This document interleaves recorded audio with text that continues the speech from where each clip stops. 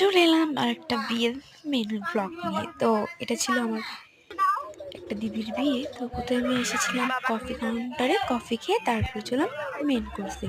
তো প্রথমে দিলাম আমাদের সাদা ভাত, গুঁড়ো মাছের ছেঁচড়া, ডাল, তারপরে মুড়ি ঘন্ট, মাছ, মাংস, চাটনি, দই, মিষ্টি, সব ছিল মেনু। ও আর ছিল বাসন্তী পোলাও।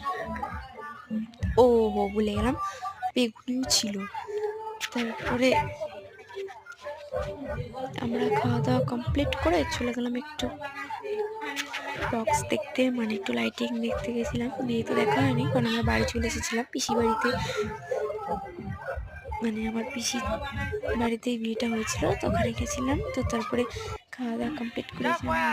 তো ভিডিওটা কেমন লাগলো জানিও সবাই কমেন্ট, আর এরপরের ভিডিওগুলো আরও দেখতে থাকো।